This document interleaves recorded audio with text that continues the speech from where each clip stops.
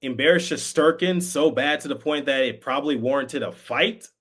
Instagram hockey. Steve Valiquette had some strong words toward Jack Hughes and the New Jersey Devils after New Jersey beat the New York Rangers 5-1 at Madison Square Garden. What are my thoughts on the matter? We have a lot to break down in today's episode of Locked On Devils. Buckle up, everybody.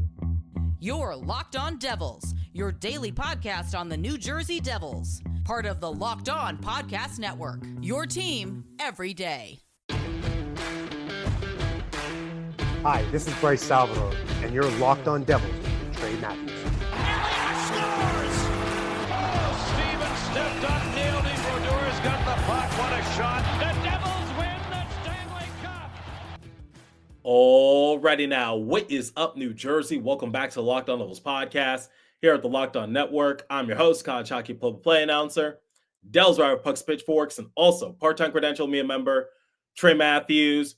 Before we get into today's episode, I first want to thank you guys for being patient with me. I know it's been nearly a week since the last time I published an episode. If you didn't see my social media page, I was taking some time off to be with my family during the holiday period. I love covering the Devils. I love sharing my opinions, and obviously I love doing this show, but family does come first, and I thank you guys for being patient, and I'm also thankful for your listenership, your viewership, your support, because without all of that, there is no show. So while it's the holiday season of being thankful, I just wanted to tell you guys that I am very thankful for your support, and let's keep it going because we're fast approaching 2025. So let's make the final month of 2024 memorable. And like I always say, when I miss a couple days, I always make it up to you guys sooner rather than later. I got some awesome things in the works. Can't wait to share it with you guys in the near future. All right. What's on the agenda for today's episode? Well, I said, let's kick off the final month of 2024 with a bang, and that's exactly what the New Jersey Devils did. They came out victorious against New York Rangers by a score of 5-1, and it was a statement win for more reasons than one. But in the second segment, as memorable as that game was, and as big of a win that was for New Jersey, I'd say the biggest storyline didn't occur from the sheet of ice. It actually occurred in the broadcast booth on the Rangers side of things, because Steve Valiquette was somewhat critical of the Devils' style of play, particularly Jack Hughes. And I have some strong opinions to share toward Mr. Valiquette because I think what he said was a bit below the belt. And honestly, it's not really a good look. I think it's just sour grapes on the Rangers side. I mean that respectfully. I'm not trying to call anyone out, but I do want to share my thoughts on the matter because it did spark some controversy. And then in the third and final segment, I've been talking about Jacob Markstrom on this show for more reasons than one, mostly good. And I think the previous win against the Rangers kind of solidifies what he's capable of doing. But not only that, Dawson Mercer deserves some more appreciation. But let's talk about the Devils' previous game against the Rangers. This is not going to be a post-game recap episode, but I still want to share my main takeaways from the game because I think it's too important to just skip over. This was a big game for New Jersey because according to Daniel Moya of the Hockey Writers, he put this out on social media, prior to the Devils getting that win, they had not defeated the Rangers in a game that counts since Game 7 of the 2023 playoffs. That was 581 days ago.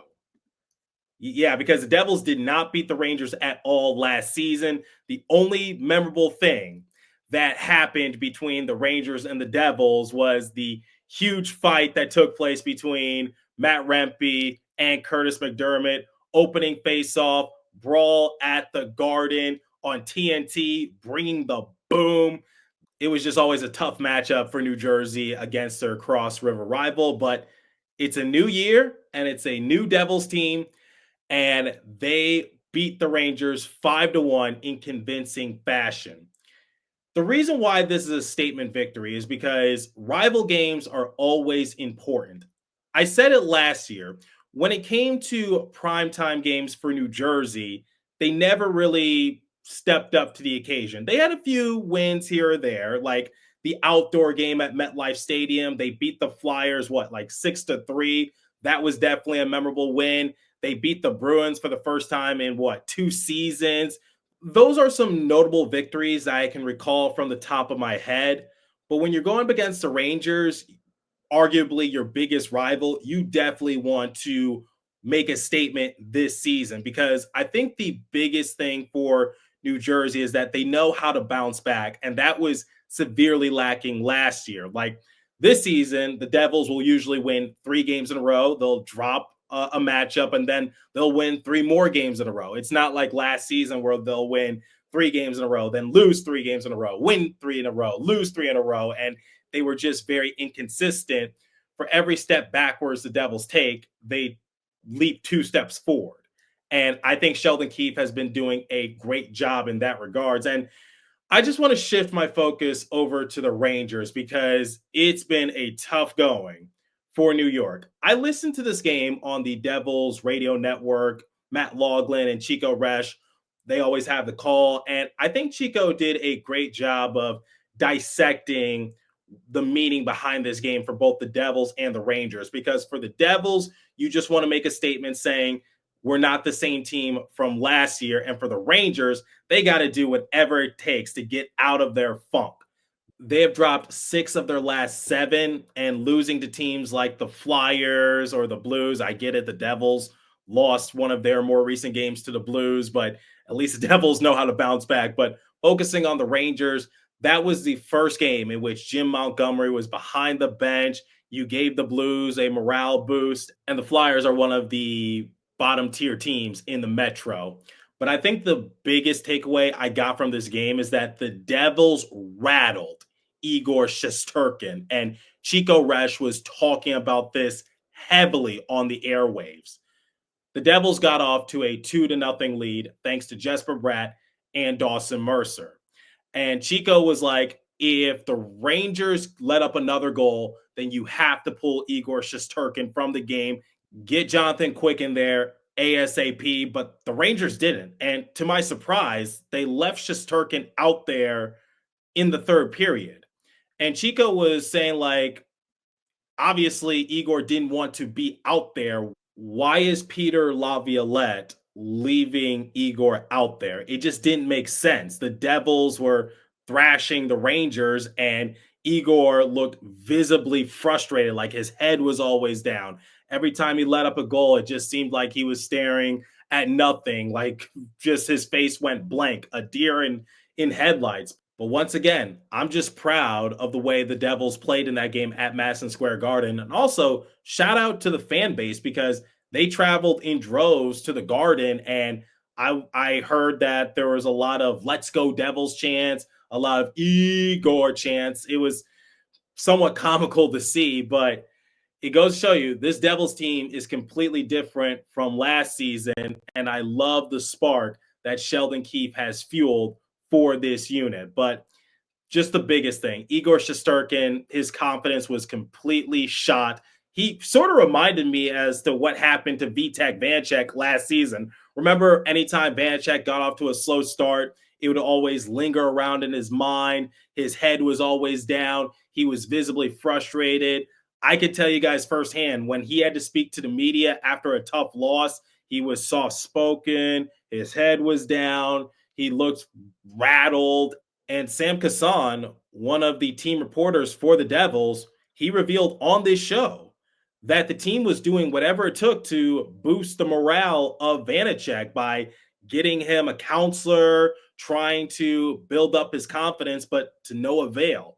That's sort of what Igor looked like out there. And I get that it's a stressful time for Shesterkin. He's trying to get a payday, but outings like that, your value goes down just a little bit. But Shesterkin is still one of the best goalies in the league. I'm not going to hold you up. He's a Vezina Trophy winner. I got to respect the pedigree. But at the same time, he did not look good or confident in that game against New Jersey. And I think that's a testament to both teams. The Devils, they're rolling right now. Their confidence is at an all-time high. Even if they lose a game, you know they're going to come back with a sense of urgency. The Rangers, wins are just tough to come by, and it seems like they're inching closer and closer and closer to becoming sellers. But those were some of my main takeaways from the game, and I think Matt Loughlin and Chico Resch did a phenomenal job articulating it. All right, we're going to play the soundbite from Steve Valiquette in which he was being very critical toward Jack Hughes. But before we continue, let me tell you guys about FanDuel because I want to see you guys make some extra money this holiday season. Get ready to tackle the NFL action with FanDuel, America's #1 sportsbook, because right now, new customers can bet $5, get $150 in bonus bets if you win.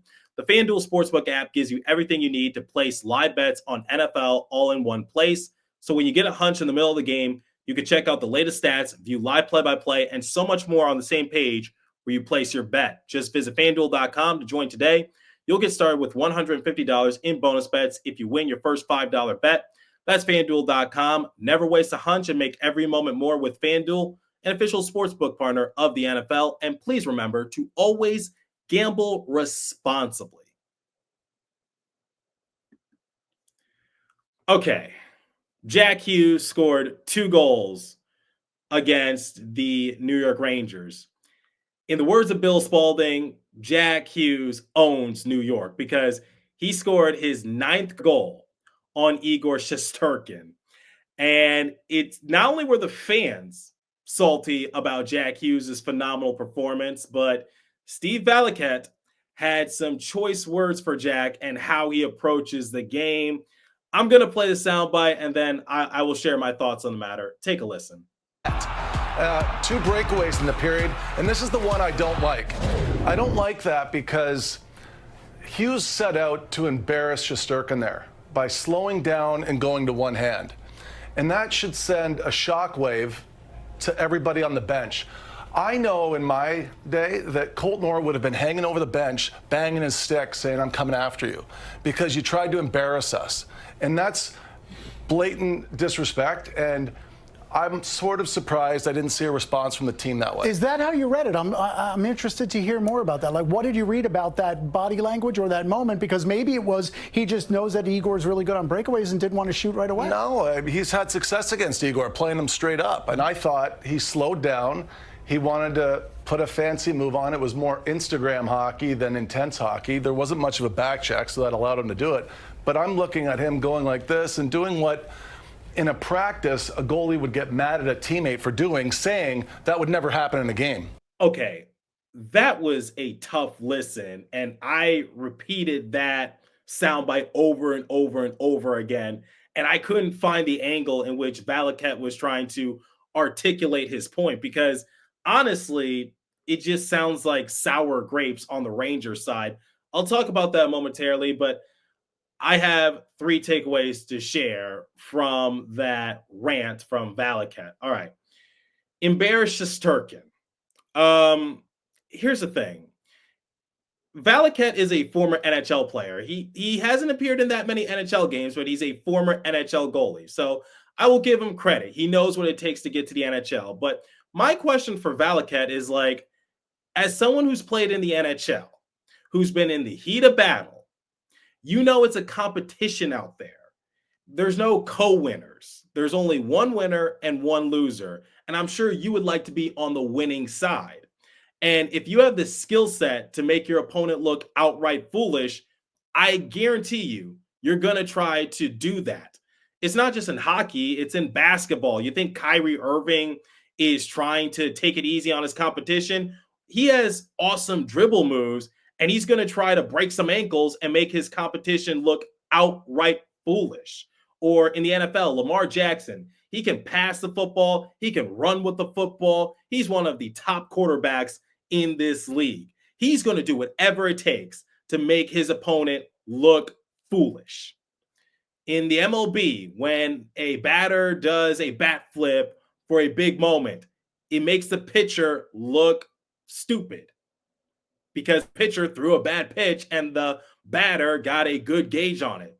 Take Aaron Judge, for example.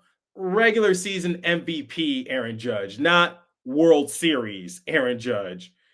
Judge is going to use every ounce of his muscle to crank the ball as far away as he possibly can.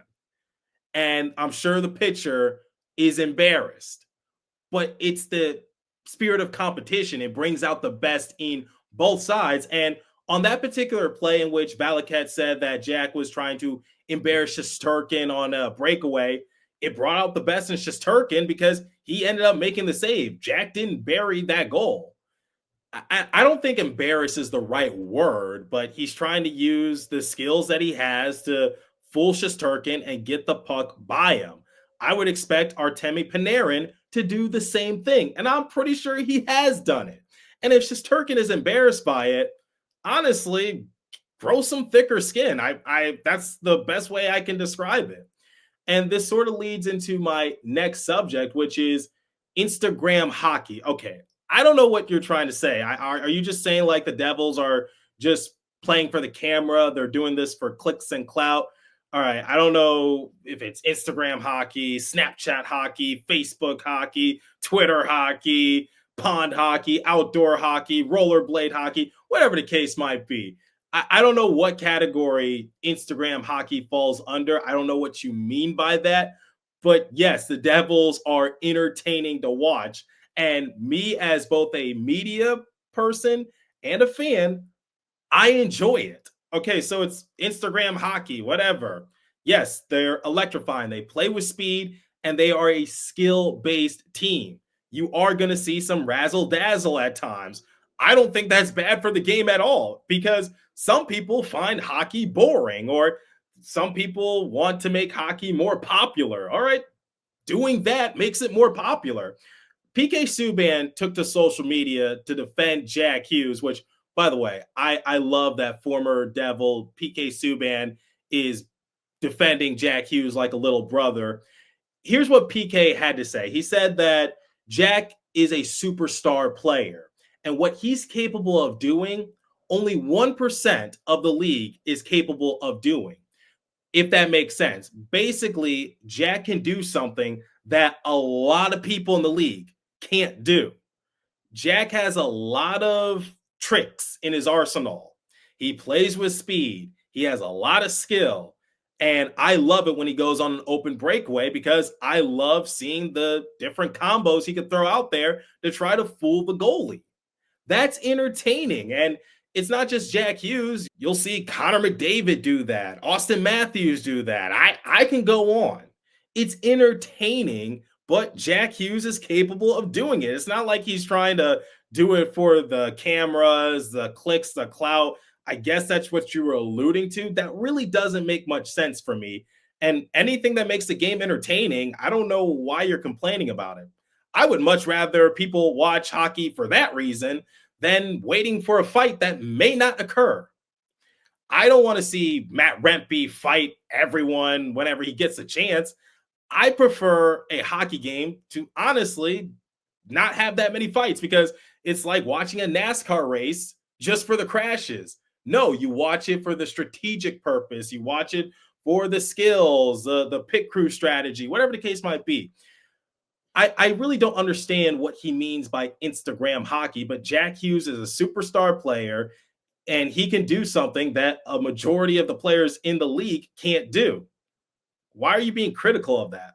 My only guess is sour grapes, and you're wondering why the Rangers aren't fired up, because their main issue is that they're getting their butts kicked. That's their main issue.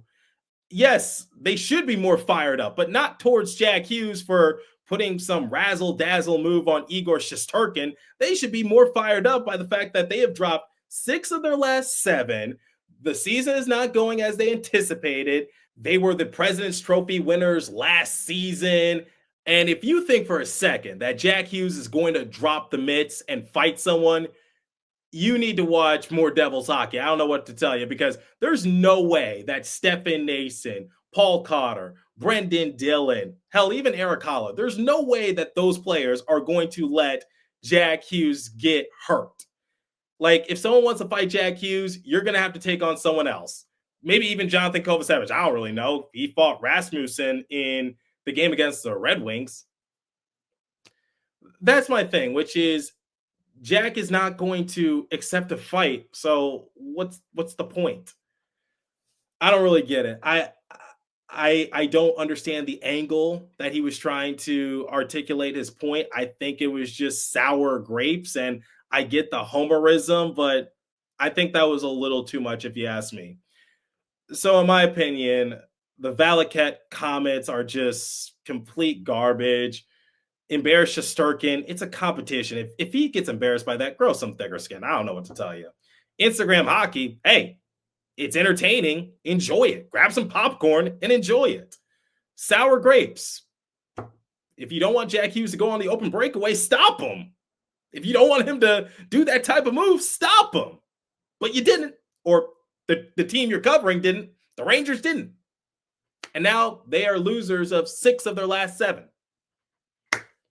So that's just my overall thought on the matter. And for any Rangers fans who are listening to this show, take it how you want to take it. It's just my opinion. If you're going to come at me, I just ask you to be respectful. All right. I'm going to wrap up this show with Dawson Mercer and Jacob Markstrom momentarily. But before we continue, let me tell you guys about Game Time. I've actually used Game Time before to purchase myself some MLB and NBA tickets. Game Time Picks. Creation makes it easier to save more on sports, concerts, comedy, theater, and more. All in pricing. Toggling this feature shows whole upfront with no surprise fees at checkout. Seat views. Get a good view from your seat in the app before you buy. The lowest price guaranteed, or Game Time will credit you 110% of the difference. Game Time ticket coverage. Your purchase is covered with the most flexible customer service policy in ticketing industry. Download the Game Time app, create an account, and use the code LOCKEDONNHL for $20 off your first purchase. Terms apply. Again, create an account and redeem code LOCKEDONNHL for $20 off. Download Game Time today. What time is it? It's game time, everybody. And now, let me tell you guys about PrizePicks. I've actually used PrizePicks quite frequently, especially during the basketball season. It's a shame that my Lakers are failing me, but that's beside the point. Sign up today and get $50 instantly when you play $5. You don't even need to win to receive the $50 bonus. It's guaranteed. PrizePicks also offers weekly promotions that can lead to big payouts like Taco Tuesday each Tuesday. PrizePicks discounts select players' projections up to 25% to provide even more value for your lineups. You can now win up to 100 times your money on PrizePicks with as little as 4 correct picks. PrizePicks is the best way to get in on the action on sports in over 30 states, including California, Florida, Georgia, and Texas. This week on PrizePicks, I'm looking at the hockey board and selecting Jack Hughes for more than 4 shots on goal and Artemi Panarin for more than 1 assist. Download the app today. Use the code LOCKEDONNHL to get $50 instantly after you play your first $5 lineup.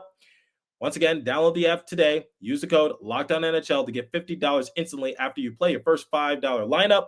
PrizePicks. Run your game.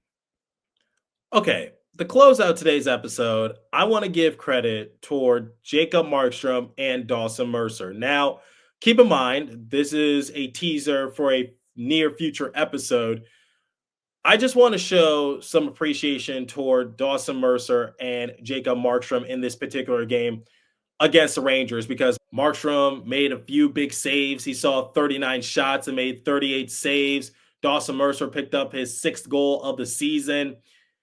The thing about Jacob Markstrom is that people have mixed emotions on him. Either some people really love him, some people hate him. And I think it's the same for Dawson Mercer as well because both players have seen their name in the news recently for more reasons than one. Because some people say that Jacob Markstrom probably should be second fiddle to Jake Allen. Others are saying that maybe Dawson Mercer should be traded, or is it time to have a serious discussion about Dawson Mercer and what he actually brings to this team? Like I said, I'm going to do a near future episode about it because I think both players deserve more respect, in my opinion.